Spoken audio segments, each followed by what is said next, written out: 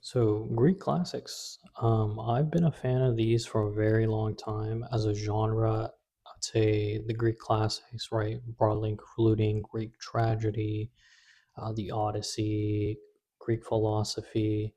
At least from all the stuff that I've read, I mean, there's just so much depth. It's one of my favorite genres.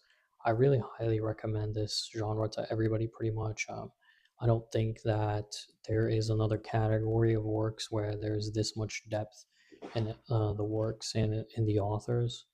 And then, so I just kind of wanted to briefly point out some that I think are really worth reading. Some of these I read like a while ago, and some of these are, are more fresh in my mind. But yeah, so of course, right, like first I'll mention the Odyssey, right? Because now there's like the movies out, and there's a lot of attention on this one, and people will watch a movie, but maybe they haven't read the original. Like, so, but I really recommend reading the Odyssey. The Odyssey is fantastic.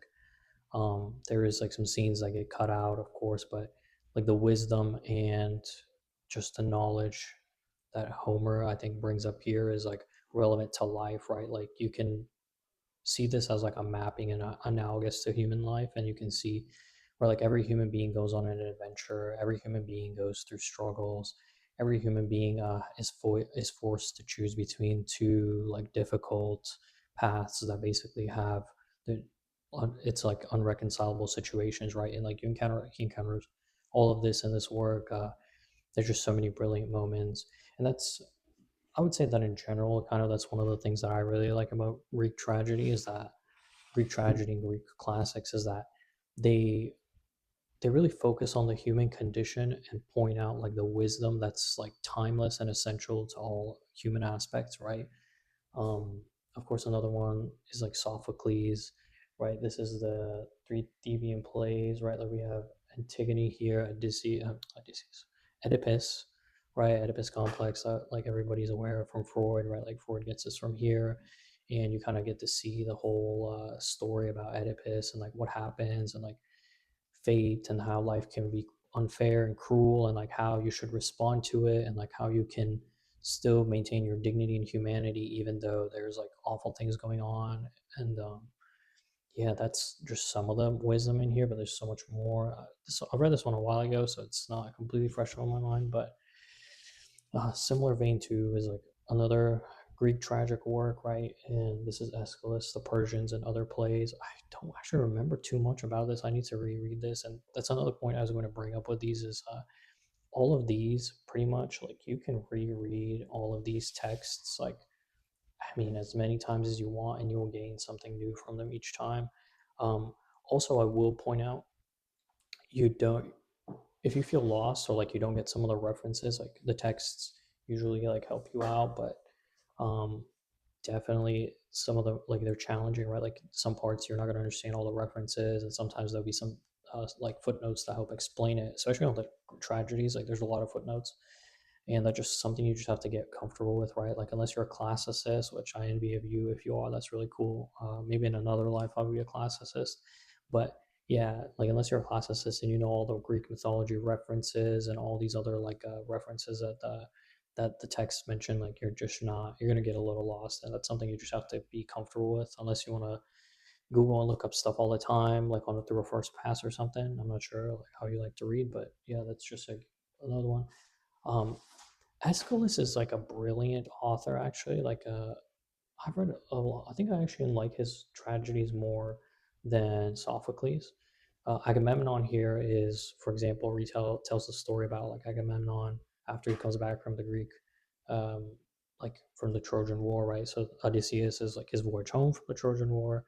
Iliad is the Trojan War, and then Aeschylus here, Agamemnon, one of the ones that's in this text specifically. Uh, he basically is like going back, and like it's he gets murdered, and like his son avenges him, and like that's the whole other story, which is like really brilliant. I would say is like, there's a lot of depth in this one too, just as much as I would say in the Odyssey. Again, I'm not going into too much detail. I might do like some, actually I probably will do future videos on these, because I like all of them so much. So I'm probably going to do like in-depth videos, but this is not what this is. I'm kind of just like rambling a little bit, giving you some text that you can read that I suggest. course, I mentioned the Iliad, right? Like Iliad is fantastic. It's just basically a giant battle between all the heroes, and even like how it's written, the gods take part and get involved, and it's like this big drama, right? The 10-year Trojan War over beauty, basically, right? And yeah, it's the Iliad is fantastic. Of course, I actually would say I like it a little bit more than the Odyssey, but both are excellent, like top tier works. Of course, lots of wisdom and knowledge in here. This also can be read multiple times. Another another one I recommend. And then, of course, we have right like this just philosophy about Plato, the complete works. I have not read. Actually, I've read everything in here. Some of these are attributed to Plato, others are not. Some are like a dubious standing. This was excellent, right? This has all like the essential like dialogues that people are usually familiar with, and some other ones. Some of the ones are pretty strange, like it's you wouldn't expect it, but yeah, I mean this was really good. I don't remember all of them again. It's been this. I read this one a while ago as well. But these are really good. All right, like it's Plato. I recommend this. And then I have like three that personally I still have been on my shelf for like a while, and I should have gotten to them a while ago, but I haven't. So you can read these before me, maybe, most likely. Herodotus, right? Like his Herodotus, the histories, right?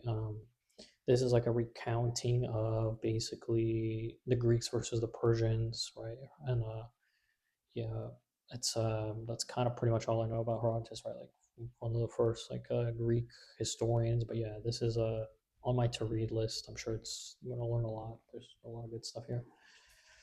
Then another one by Sophocles. This is Electra and other plays. Actually, I'm curious, what are the other plays in here?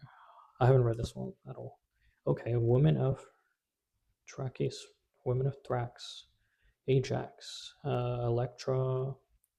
Okay, and then so yeah, there's a few in here. Yeah, this one I don't really know too much about this, but Sophocles. I liked Oedipus and all the Greek tragedy about his previous work, so I'm gonna check this one out. Maybe you can read it before me. This looks like a really good one. And then similar to the Plato's collection, we have Aristotle's collection, Volume One. I've not read this. Maybe like first 5 pages or something. I mean, it's Aristotle. I want to read it. Eventually, I'll get to it. Hopefully, it's like volume one, just giant mega text. There's a volume two that's looks like just as big, but yeah, hopefully I get around to these sometime. But in general, I would say that you should read Greek tragedy. You should read the Greek classics. I think there's infinite depth and wisdom there about humanity and human nature and how to deal with struggles in human life and how to deal with things that pop up in life, right? Like I mentioned the Odyssey, for example. I'll just give you two because I've been a little bit vague in this, and let's do some practical stuff before I sign off. Oh yeah, so Homer, right? The Odyssey. Two things I'm going to mention here. One is the story of um, basically Achilles in the underworld. Odysseus meets him, and Achilles says that he would rather be a peasant on the earth than be the king of like the underworld, right? The king of the, I think he's in the Elysian Fields because he's a hero. I don't remember, but yes. So he says basically it's like a life affirmative thing, kind of similar to Nietzsche, right? So almost any form of human existence is better than being like the king of the dead, right? Um, Human life and human experience and all its variety and multitudes is to be celebrated, and even just enjoy the breeze and be like toiling is better than to be the king of the underworld, right? That's one thing I remember that stood out to me.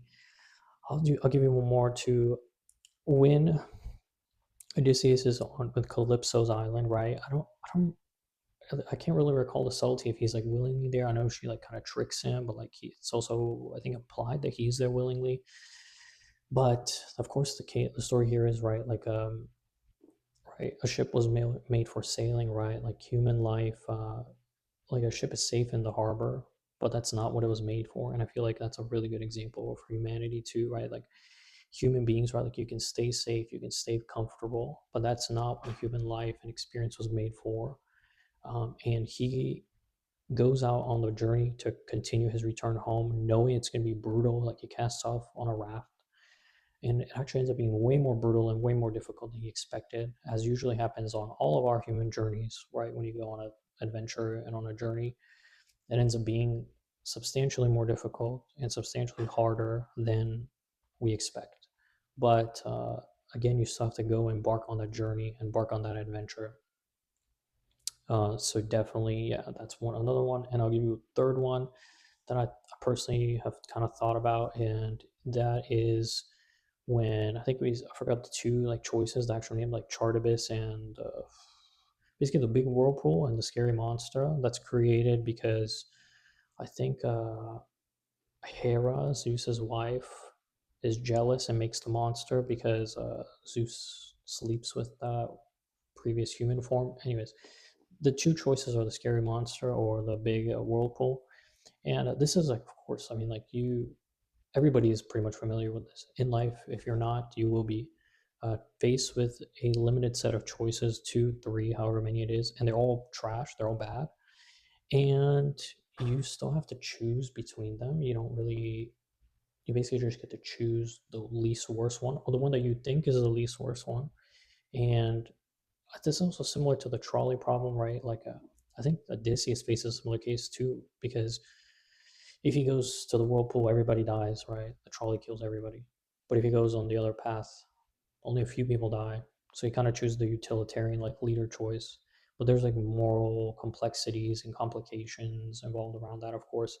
But yeah, that's like a third insight, right? So these are just three like quick, brief life wisdoms. Like I said, in the future, I'll probably do a more in-depth like analysis on all of these and just give you my thoughts on them.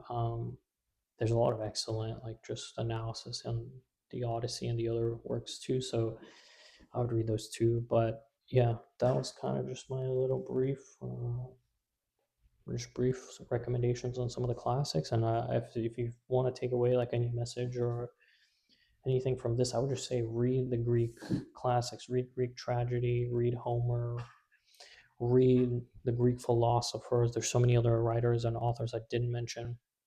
Read Greek history, read about like these whole episodes.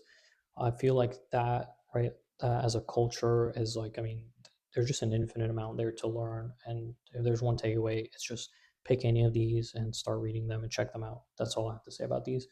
But yeah, that was it for today's video. Thank you for watching, and like, comment, subscribe, and I'll see you in the next one.